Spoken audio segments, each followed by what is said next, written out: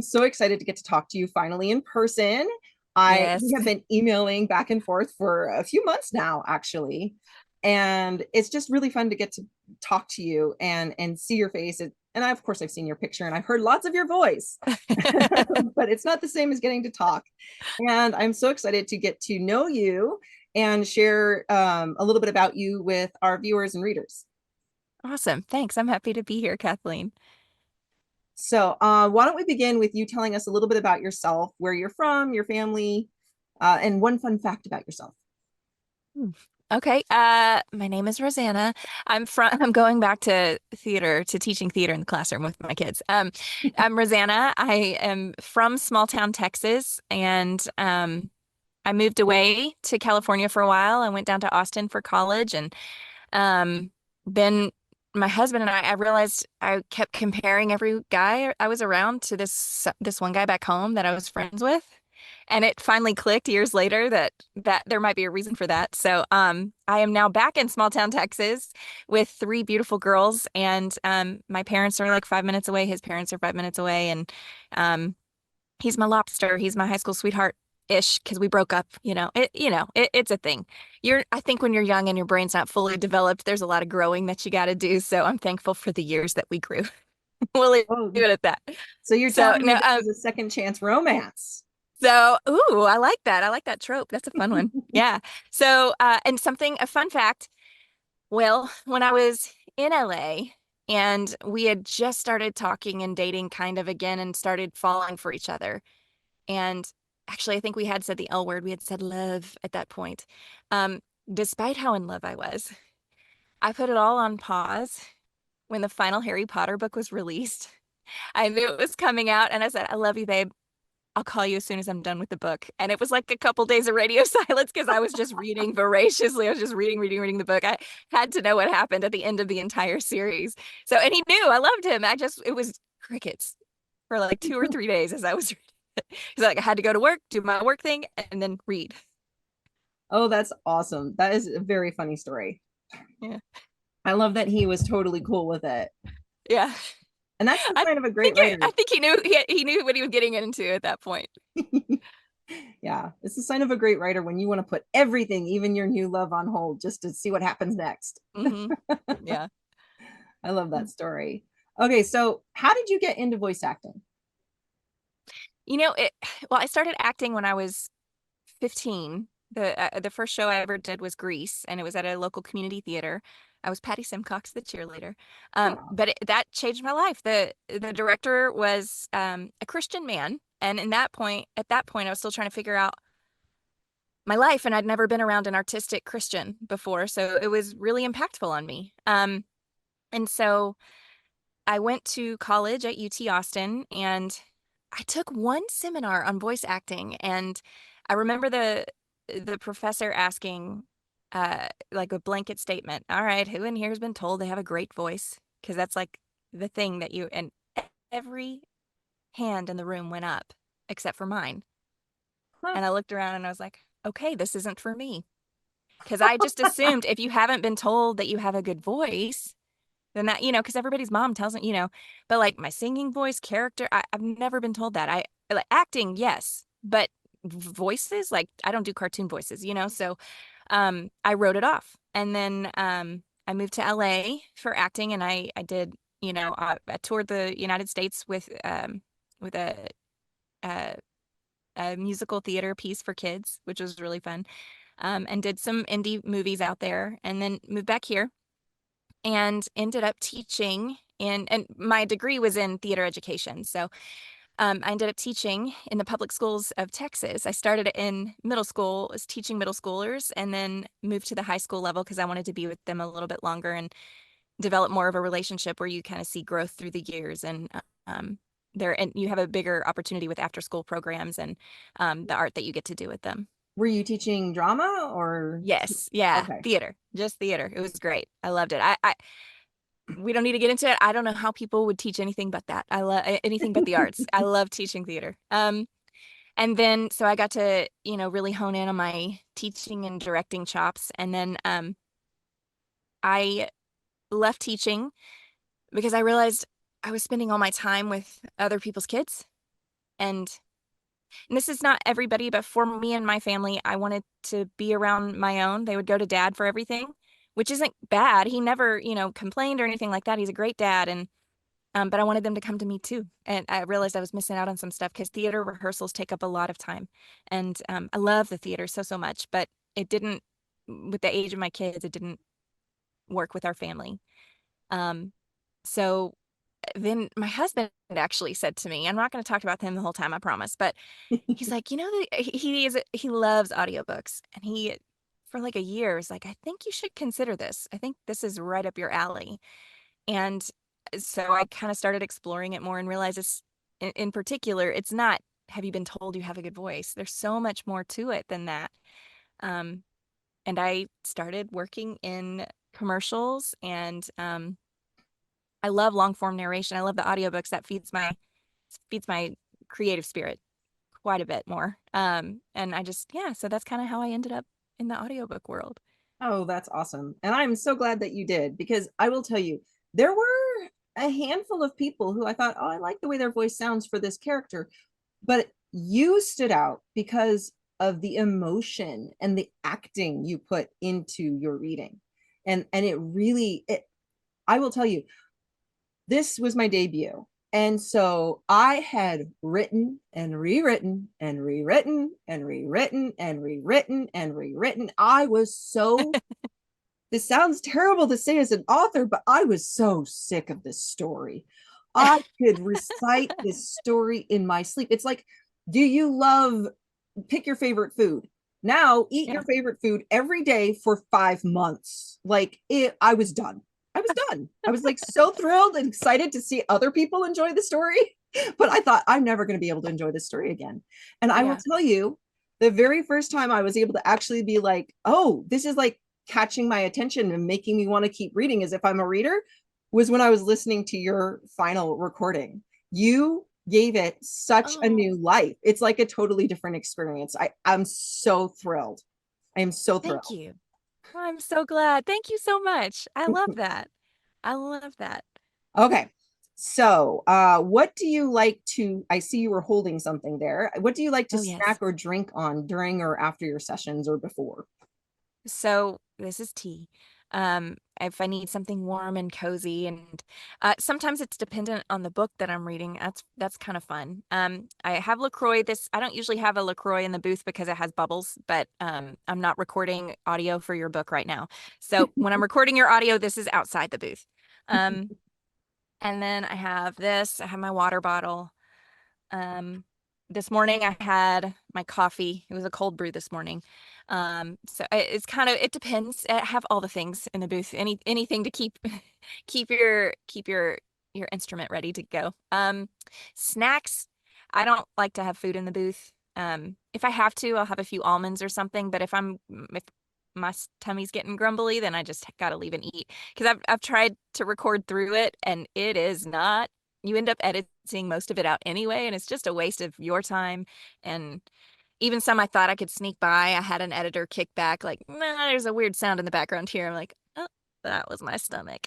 So um anyway, so yeah, that's yeah. Okay, so my next question then is, what do you do to research or prepare for a role, whether it's acting or voice acting? It depends on what the project is. If there's more history, I was fortunate with yours because you gave me a lot of the information on that. Um, but if that's not there, I have to go find it to make it realistic to me and that character, because I am that character.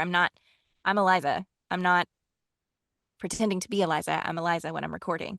When I step out of the booth, I'm not, but when I'm here, I'm her. And so I try to get all of the research done before stepping into the booth. Some of that research also looks at like pronunciations.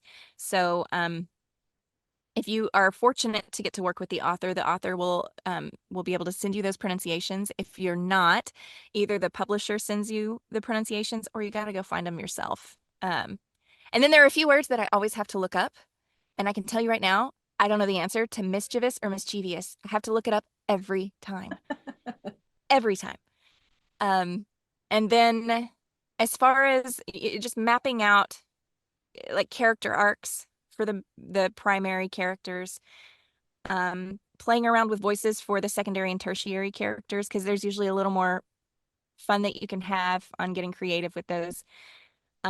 For this one in particular, I had to get coaching in a Boston accent because that is not a normal accent for me. I had other accents in my toolbox, so this was a fun opportunity for me to get to add that accent to my toolbox.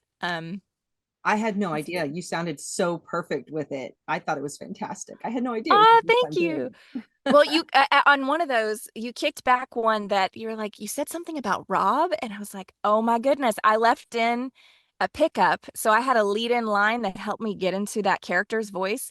And I do this sometimes with my characters. I was imitating Rob, sister, not Rob Nino, Rob from Survivor. Anybody who's a Survivor fan, Boston Rob. I was Gotcha. I was getting into character as Boston Rob, and he's not Daniel at all. Daniel's much more soft-spoken.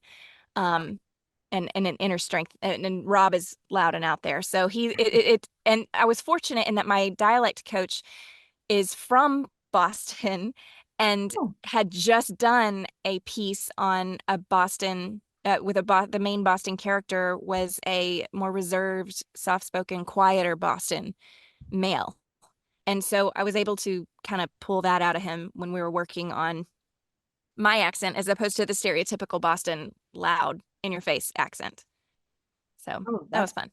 that's awesome. Well, like I said, you sounded fantastic, and I really appreciate how much effort you put into getting that right. It Oh, was thank you. really amazing to hear what was in my head now outside of my head. Yeah. Well, it was intimidating to me because my only experience with the Boston accent would be like the Ben Affleck, Matt Damon of it all, like the buddies that are just Mm, loud and boisterous and I knew that wasn't Daniel and I yeah. had to So find his. a little tidbit that I don't think I've shared anywhere before. One of the reasons that I picked Boston, Massachusetts is because my dad is from Massachusetts.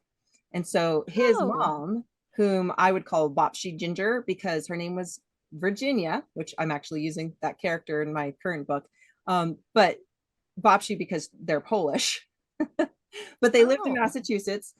And so she had a Massachusetts accent and she had spent some time in Boston. And so it had a little bit of that Boston to it too. And so Mhm. that was why I had picked that particular area when I was writing. It just was like, oh, well, they should be from here. Um, That is so cool. yeah. So yeah, I really think you nailed it. I Oh, really do. thank you. You did a Thank great you so job. much. So my next question for you is, what is one of the funniest or most unique voices that you've done? I always love when I can do Southern because I love playing with Texan versus Georgia versus Deep South. That's always fun for me. Oh, could you give us a Um, little sample? Not to put you on the so, spot. yeah, no, no, no. Um, so Georgia is like you got marbles in your mouth, and they sound a little more refined, and they're a little gravelier. Um, and then from Mississippi, she's a little bit. She's more put upon when she's from Mississippi, and then Texas is just like kind of lazy, and you're just in your mouth, and like it's where I'm from, so it's not. Sometimes I forget that I even sound Texan when I'm talking, y'all. I'm fixing to go to the store, so. And then sometimes I recorded my Sunday school teacher actually, so I could get his accent, and let me think of it. I just love y'all. All right, his name's Sonny, and he's from Louisiana, and he just okay he really thinks hard with his glasses and puts them in his mouth before putting them back on his head. I just appreciate what you bring to the table and the maturity that you with which you talk about the scriptures so it's fun yeah, anyway. Oh, that was so good. Yeah, Oh, I thank love you. it. Great job. That was so fun. Thanks. Thanks. Okay, so what made you want to work on Waltz in the Wilderness?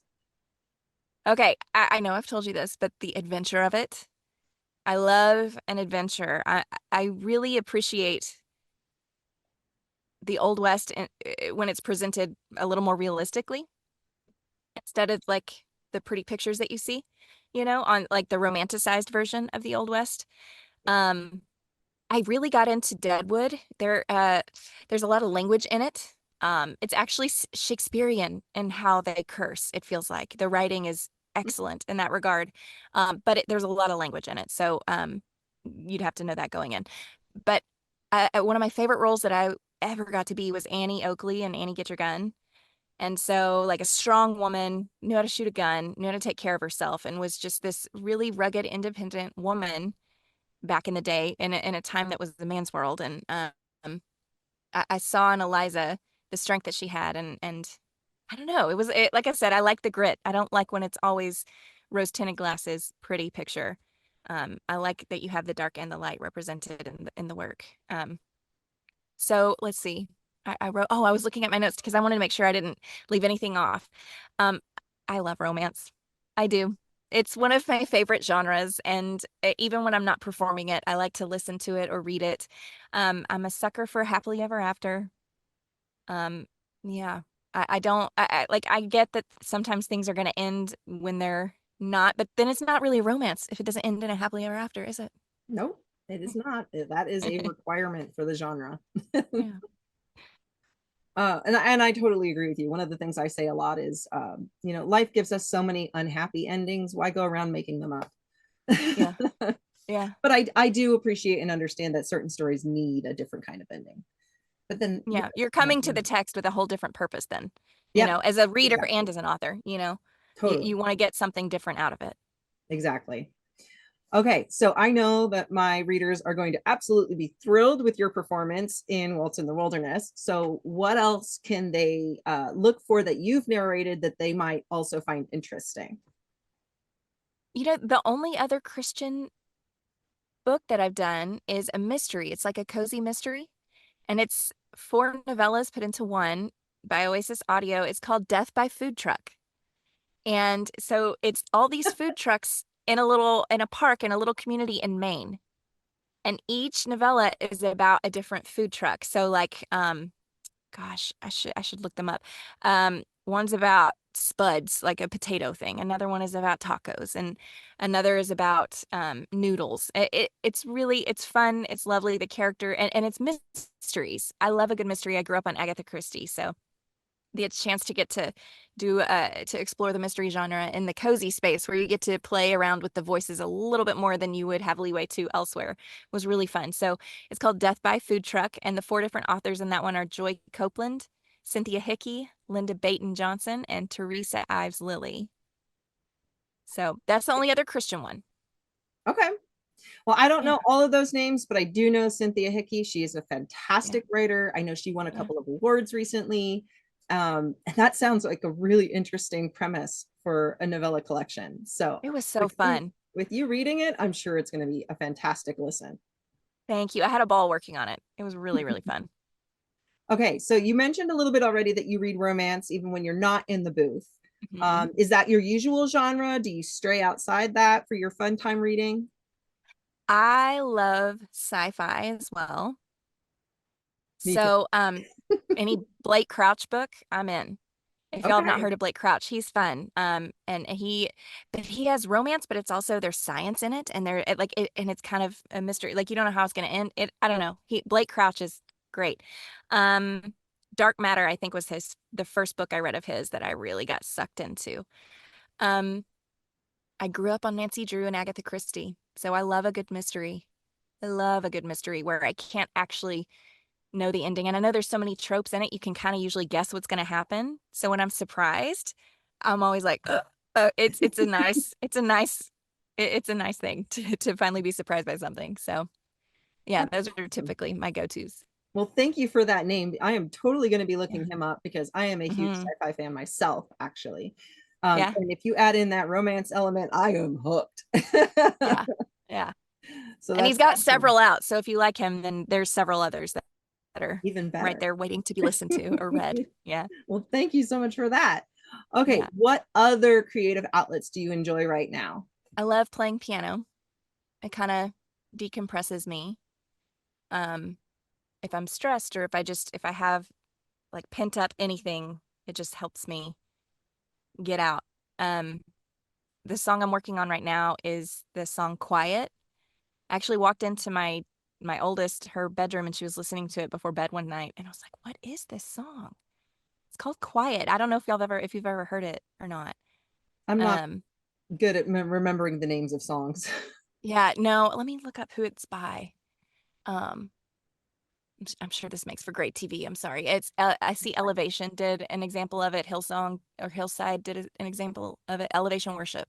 That's the one I'm working Okay. on is Elevation Worship. So I'm working on that on the piano right now. So singing and playing piano. At the end of every day, I do cross stitch. I sit in Oh, bed yeah. and we watch Brooklyn Nine-Nine or whatever, and I'm just doing cross stitch. Oh, So yeah, that's I'm awesome. part I've done a little bit of of a cross. little book club that's like a cross stitch club. And so everybody's working, on the same piece and it's pretty fun.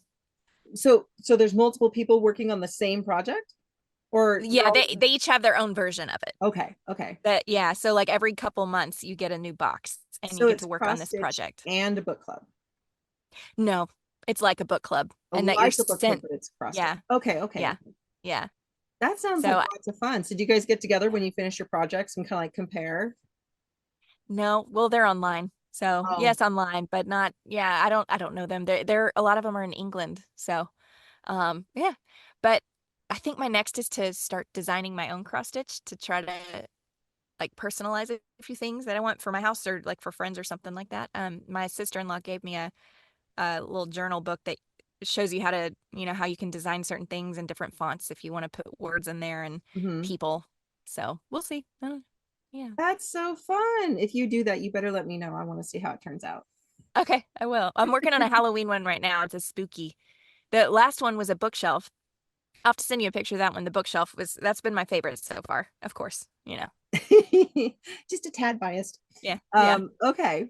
So, is there anything else that you think viewers might like to know about you or your profession? I don't know. About me, I mean, I'm an open book pretty much. My profession, I feel like narrators, it's a blue collar profession, which a lot of people, when you're in the arts, you think it's like Hollywood all the time. And so many of the actors and performers I know, it's not that, it's their livelihood. And um, that's why it's been really important with all the AI stuff coming down the pike for people to be vocal about their voice with their image, yes, but also their voice not being stolen and used and without their consent and getting a fair wage for their voice is really, really important. And because a lot of us, we're blue collar people, we're not millionaires. This is just, we get to do this and make a living. And actors used to perform in troupes that would travel around. And in this day and age, we're blessed in that, like, I get to do this. And my booth is in my daughter's room, and my youngest, she's not old enough to know I'm encroaching on her space yet. So, um, but my booth, I get to be around my kids, and just I close the booth when mommy's working, and they know when she's in the booth that when I'm in the booth, there's a little window. If they need me, they can wave in it. But yeah, it's not a Hollywood lifestyle. It may look it on some of the red carpet stuff because that helps us promote other narrators and promote our friends and promote each other. And anytime you can get good press, that's good because a lot of people for a while, as you know, you've heard, are saying audiobooks isn't reading. And it is because there's so much. Like, think of like my husband drives all the time for work. He would never get to read, so he gets to listen, and he's read more books this year than I have, and I do it for a living. So, that and then people with disabilities, and sometimes people just like to listen. And it's still the written word, it's just said out loud. So, Mhm. yeah, so a lot of us are blue collar people um and I kind of love that about it because everybody's got this hustle, the people that are in it. There's just a lot of hustle that goes into it on promoting the work that you're doing and not your work, but like I love promoting the authors I work with because that elevates that art form and lifts everybody up because the authors are the ultimate creators of the story. I'm just lending my voice at the end of it. So I'm only a small piece of it. Kathleen has done so much work. Like she said, she was so over it. She had done so much work up to this point, and I'm just adding a little cherry on top at the very, very end. So like I know like all that vast amount of work that was done beforehand, and I'm just like one little bitty piece. So that part of it, I kind of love that because that means I get to be in all these different adventures with different authors and different publishers and um every day is just a new adventure for me. And I love an adventure. Well, I really appreciate you sharing that, but I don't want you to undersell yourself. I think what you're doing is more like you're the frosting on the cake. The cake tastes totally different without that frosting. And so I feel like you Huh. give the readers a totally different way to experience the story, and the talent and the skills that you bring to it really are so important and so appreciated. Thank you. I like that. I like that perspective of the icing. Yeah, though my daughter loves cherries, so she, but no, thank you. I appreciate that. All right, so where can viewers go to learn more about you? I'm on the interwebs at Rosanna Pilcher. So kind of like Rosanna Dana, Rosanna from Toto, not Roseanne Barr or Roseanne, my mother-in-law, but Rosanna, Rosanna Pilcher, P as in Paul, Ilcher. So, and then on Facebook, it's Rosanna Pilcher VO. Instagram and all the other socials, it's Rosanna Pilcher. Um, I have a website. You can go to Sunnyside VO or Rosanna Pilcher, and it'll take you to the same place for now. And then I want to do TikTok, but I'm on there, but I have not posted anything yet. So if there's anything anybody wants to see, that would be an interesting follow, because I know everybody knows there's already plenty of narrators out there saying what they do in their booth. So I don't know what viewers would be interested in watching, and I've got to figure out what my voice on TikTok will be. Well, my 2 cents is that every author, every narrator, they all have their own way of doing things. They have their own Mhm. personality. They have their own methods and perspectives. And so I don't think there's can ever be another you. So even if you are talking about something similar to what somebody else is talking about, you're going to say it in a different way than they would say it. And your personality Yeah, will appeal to different people than maybe theirs does. that's a good. I think there's a kid's book out like that. There'll never be another. And there's some book. Do you know what have Probably. you? Is that pinging in I your don't know brain? it, but it wouldn't surprise me. Yeah. Anyway. Well, thank you Yeah. so much for taking the time to talk to me and letting readers and viewers get to see and learn a little bit more about you and what you do, Absolutely. It was great chatting with you, Kathleen. and with you. Bye. Bye.